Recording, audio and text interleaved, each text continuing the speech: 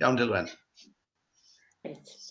Wel, bore da i chi gyd, a chroeso cynnes i'r Oedfa. Falch i gael eich cwmni chi gyd o bell ac agos. I ni'n cyfarwyddo ar Zoom erbyn hyn, a diolch amdano fe. Wel, i ni gyd yn abod y person sy'n mynd i gynnal yr Oedfa bore yma, sef Mrs Ann Thorne. Ond rhaid gofal bod rhywun falle sydd ddim yn aelod gyda ni ym Methel yn ein abod i. A thrawes wedi ymddeol i'w Ann, yn wreiddiol o ardal Cwm Nedd, ond ers blynyddoedd lawer nawr yn byw yn Llanllwni. Felly, os ych chi'n barod Ann, drosodd ato chi i ddechrau'r Oedfa. Diolch. Wel, diolch yn fawr i chi gyd, a mae'n braf eich gweld chi gyd, bore da i chi gyd. Fel wedodd y bardd Saesneg Byron, and thus together yet apart, fettered in hand, but joined in heart. A gewn ni weddio. O arglwydd, agor yn llygaid i'th bresenoldeb, agor yn meddyliau i'th ras, agor yn gwefusau i'th glodydd, agor yn colonnau i'th gariad, agor yn bywydau i'th iachad, a byddid y ysbryd yn ein plith. Amen. Wel, pan o'n i'n dysgu, nôl yn y canol oesoedd oedd hwnnw erbyn hyn, oedd gen i set o stampiau rybr o'n i'n defnyddio pan o'n i'n marcio llyfrau'r plant. Y neges yr un oedd ardderchog, da iawn ar y llall, da ar un arall, a dal ati ar y pedwerydd. Doedd dim llwyr o drail yr ardderchog, o'n i eisiau marco'n rhy llym. Yr un oedd yn cael mwyaf o drail oedd yr un oedd yn dal ati arno fe. Ond oedd hwn ddim yn boblogaidd o gwbl gyda'r plant. O'n i'n gweld nhw pan o'n i'n rhoi llyfrau nôl iddyn nhw yn siarad â'i gilydd. Beth ges ti? Dal ati, a fi. Oedd hwnnw yn eu tîb nhw yn well na dim, ond eto ddim hanner cystel a gael un o'r lleill. Ond yn fy marn ni, mae'r ddawn i allu dal ati yn un o nodweddion mawr ddynoliaeth ac yn destun y rhyfeddod a'r edmygedd mwyaf yno i. Mae'n od yn dyw i pan bydd dyn yn dechrau meddwl a dilyn rhyw drywydd. Bydd e'n gweld enghreifftiau yn y byd o'i amgylch o bethau sy'n ategu'r hyn oedd ar ei feddwl. Pan ddechreuais i roi'r syniadau bach hyn sydd gyda fi ar bapur, o'n i newydd fod yn edrych ar un o'r raglenni David Attenborough ar llosg fynyddoedd, volcanoes. Yn y raglen honno, oedd ran ohono fe'n dod o'r ynysodd y Galapagos. A dyma ni'n gweld iguana enfawr.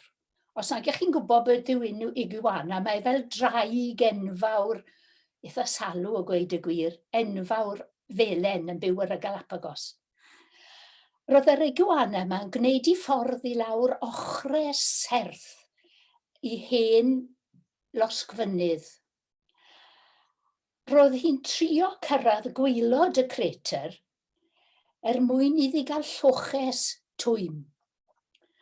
Roedd eisiau'r gwres arni mwyn deo'r y wyau oedd hi'n cario. Roedd y ffordd lawr yn serth ac yn llithrig o dan i chrafangau enfawr. A chreigiau'n cwmpo o'i chwmpas na hi, chi'n gweld hi? Ond dal ati nath yr iguana gweithio'r peryglon. Os oedd hi am wneud i ran i barhad yr hil, oedd rhaid iddi ddeo'r y wyau.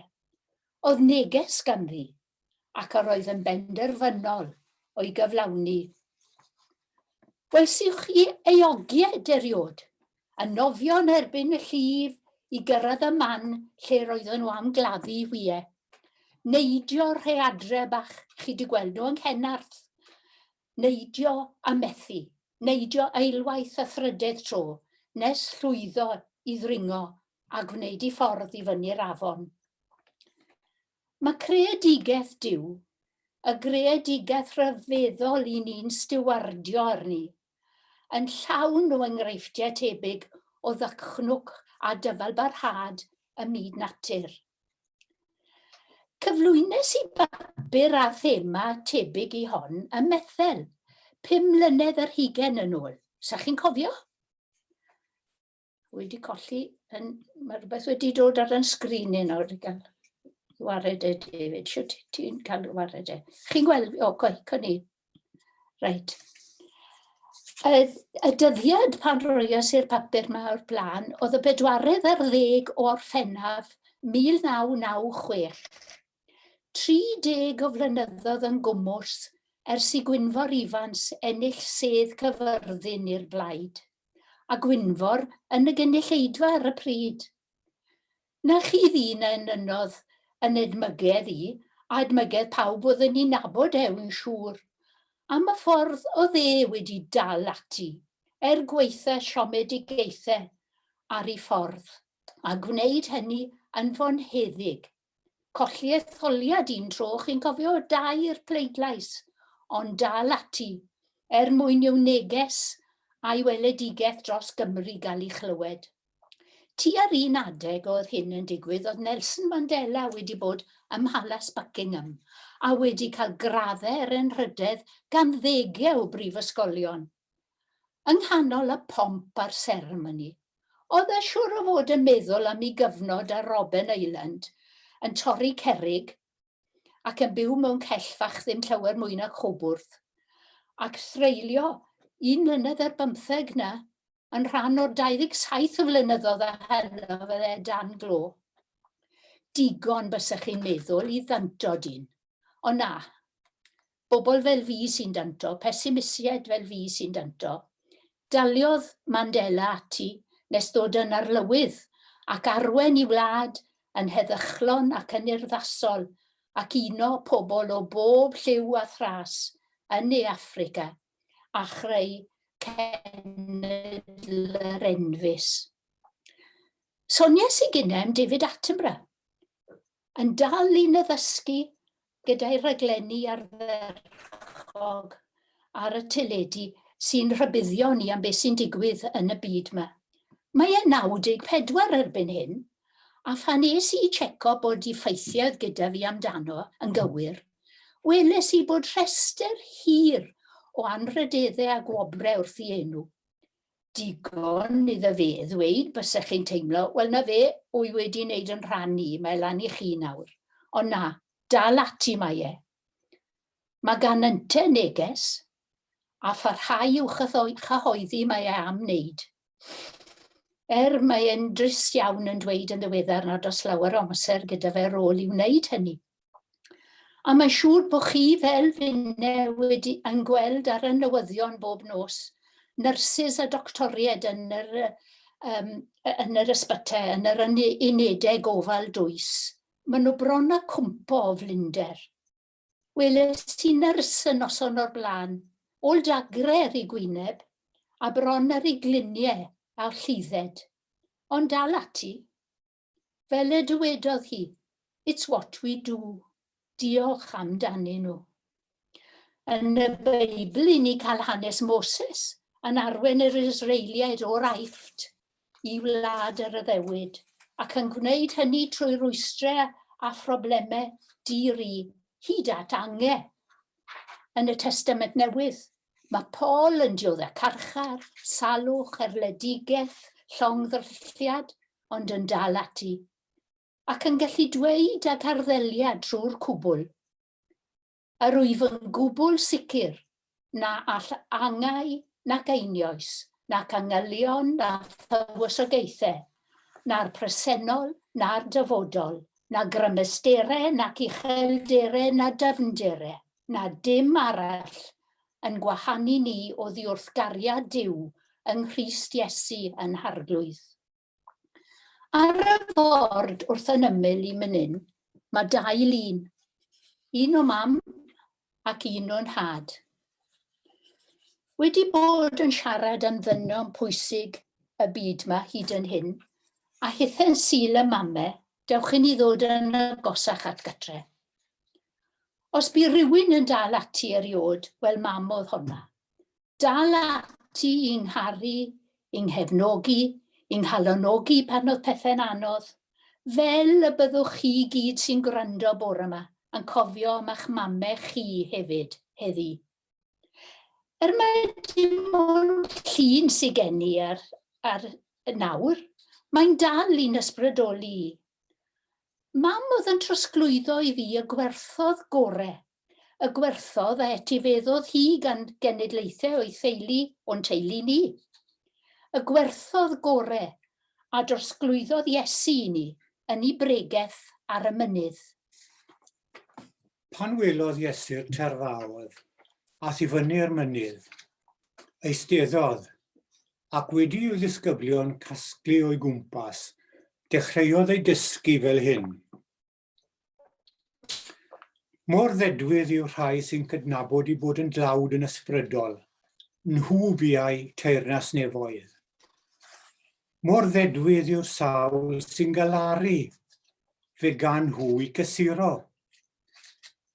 Mor ddedwydd yw'r rhai addfwyn, fe gan nhw etifeddu'r ddeiar. Mor ddedwydd yw'r rhai sy'n deheu ac yn ysu am weld cyfiawnder, fe gan nhw i bodloni. Mor ddedwydd yw'r rhai trigarog, fe gan nhw drigaredd. Mor ddedwydd yw y pur o galon, fe gan nhw weld Duw. Mor ddedwydd yw'r sawl sy'n gweithio am heddwch, fe gelwyr yn blant i Dduw. Mor ddedwydd yw'r rhai sydd wedi cael eu herlyd am eu bod yn gyfiawn. Nhw buau teyrnas nefoedd.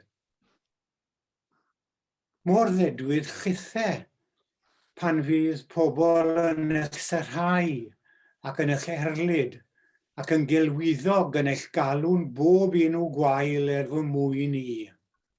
Byddwch lawen a gorfoleddus. Fe gewch eich gwobrwyon dda yn y nefoedd.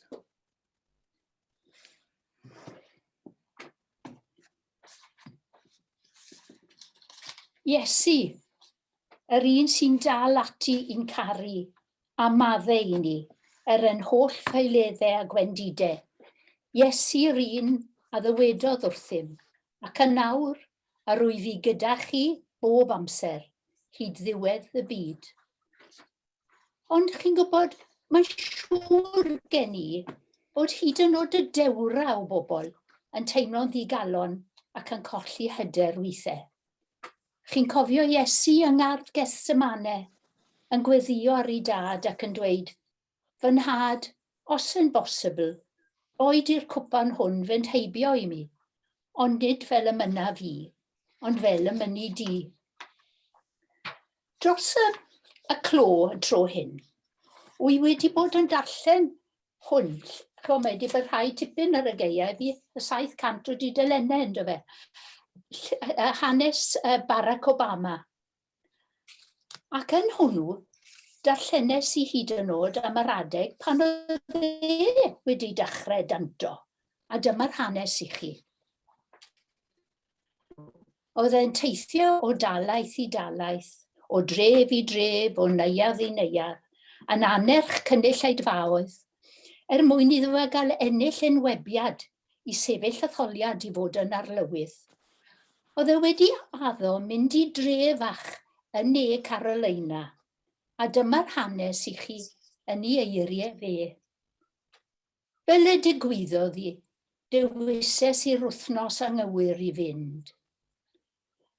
Pole piniwn gwael, straeon gwael yn y wasg, hwyl wael, chws gwael.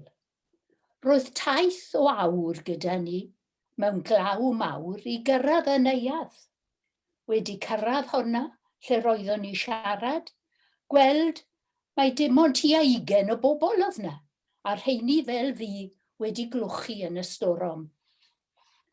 Gwastraff o ddwrnod meddwn ni wrth yng Nghynan, gan restru yn fy meddwl yr holl waith y gallaswn ni fod wedi wneud. Mynd trwy'r motions o'n i'n siglo'r llaw, can trio gweithio mas pa mor gloi y gallen ni ddianc, pan glywes i llais maen o'r cefn yn gweiddi. Fired up, a'r bobl yn y neuadd yn ddiamdroi, yn ateb ag un llais, ready to go. Unwaith eto, nôl a mlaen. Fired up, ready to go. Oedd y staff yn meddwl bod hecler na gyda ni, ond pan edryches i'w amgylch gweles i darddiad y llais.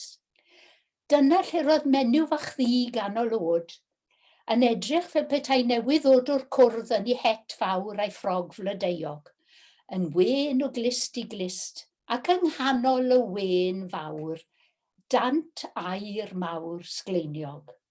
Un o gynghorwyr y dre oedd hi, a'i ymateb pan welai hi pethau'n edrych yn ddi fflach mewn cyfarfod neu gembel drod, dyma beth oedd hi'n neud i godi ysbryd. Wel, rhag ofn i bobl feddwl bod fi'n anfoesgar, dyma fi hefyd yn ymuno yn y gweiddi. A wir i chi, ymhen dim, o'n i yn teimlo'n fired up, ready to go. Erbyn hyn, oedd pawb yn y neuadd yn gwenu, a chefes i awr fuddiol yn trafod i y gymuned a'r wlad yn ei plith. Fe ddath fired up, ready to go, yn rhyfelgru i Obama a'i staff, a fel y dywedodd e, dyma'r democratiaeth oedd e'n hoffi, yn codi o'r bobl ac yn profi mae chorus, nid unawd, yw democratiaeth. Wel, i ni wedi teithio'r byd o'r Galapagos i dde Affrica i'r Unol Daleithiau, dewch i ni ddod nôl i Gymru ac i Bethel. A'r adeg anodd iawn yn yn hanes ni gyd, ym mhob man ac dros y byd i gyd. Mae salwch, marwolaeth, unigrwydd yn rhan o fywyd i ni bob dydd erbyn hyn, a mae yn wahanol i unrhyw beth a brofwyd gennym eriod o'r blaen. Codi calon, cadw'r drws ar agor, cadw'r fflam yngyn, cadw'r faner i hedfan, pa ddelwedd bynnag a ddewiswch chi, a'n tro ni yw i nawr i ddal ati. Pan fyddo achos Iesu yn ei eiddyl a diglod, pan losgor lamp yn isel wrth aros iddo ddod, a thwrf y rai aniwiol fel sŵn y stormus lu, a'r dawel lwybrau gweddi o cadw ni. A mae arna i ofon dim ond y Cristion mwyaf cybddall fydde'n dadle nad yw'r fflam yn llosgi'n isel ar hyn o bryd. Falle bod rai o'n chi'n cofio'r parchedig Dewi Eirig Davies yn pregethu ym Methel un tro, ac yn sôn am sefyllfa crefydd yng Nghymru.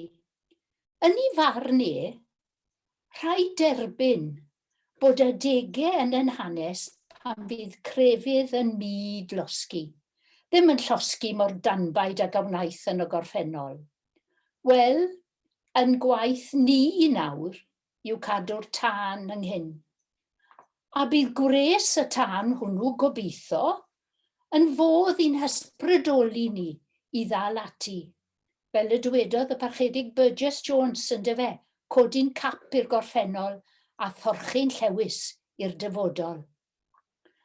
Ond rhaid i ni gofio, mae nid trwy yn ymdrechio ni yn hunain yn unig y byddwn ni'n gweithio. Fel y mae George Rees yn atgoffa ni yn ei emyn. Tydi yw'r ffordd, a mwy na'r ffordd, tydi yw ngrym. Pa les ymdrechu heb o ti a minnau'n ddim. O'r ymys un, na wybu lwfwrhau. Dynerth am caidw unau, heb llesgau. Rhaid i ni gofio bod gwaith gyda ni wneud i gyhoeddi'r Efengyl a byw yn ôl y cyfarwyddiadau roddodd e'n harglwydd yr ymys un i ni. Chi'n cofio'r hen emyn o'n i'n arfer canu yn yr ysgol Sul Sawerdydd? Mae'r wawr yn torri forwr, daw'r hael cyn hir, tu hwnt i'r tonnau geirwan draw wele dir. Os blin fy'r mordaeth forwr, cei yn y man gefnir storm, y mad y bywyd, tyn am y lan. A chi gyd yn gallu gweud e gyda fi, fi'n siŵr. Tyn am y lan forwr, tyn am y lan. Nac edrych ar y tonnau, rhwyfad y ran. O fewn y bad yn ddiogel tir gein y man, gad yr hen ddrylliedig long a thyn am y lan. Cofio'r emynau? Ie, ond anghofio hefyd. Anghofio ofn ac amheuaeth. Anghofio diffyg ffydd a difaterwch. Gadewch i ni adael rheini ar yr hen ddrylliedig long na. Gyda'n gilydd a phawb yn gwneud i'r rhan, a chyda gras a chariad Duw, fe allwn ni gyd ddal ati. Fired up, ready to go. A gewn ni weddio.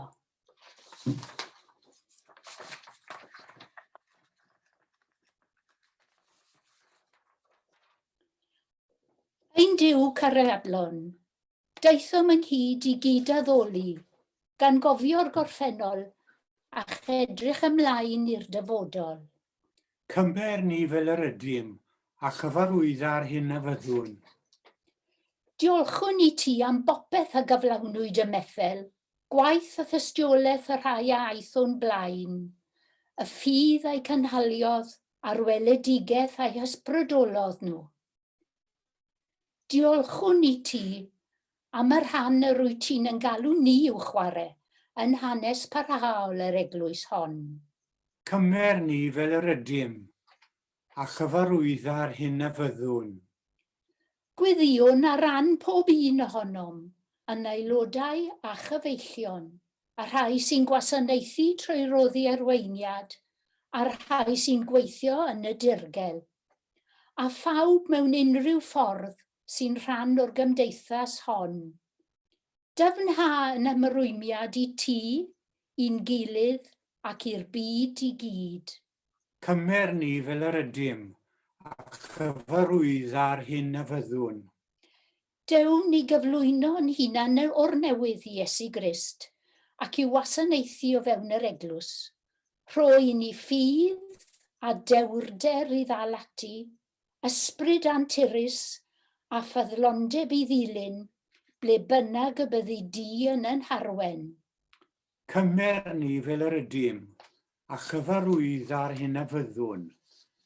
Gofynnwn hyn yn enw Iesu Grist ein harglwydd.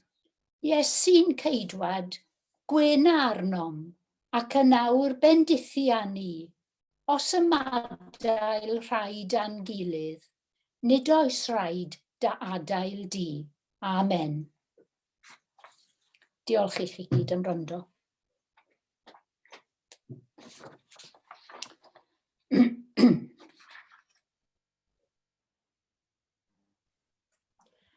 Wel, mae'n bleser gyda fi ar yn rhannu gyd i ddiolch o galon i chi am, a David hefyd am helpu meddrw gyda fi bod fi ddim wedi eich crybwyll chi yn gynharach, David.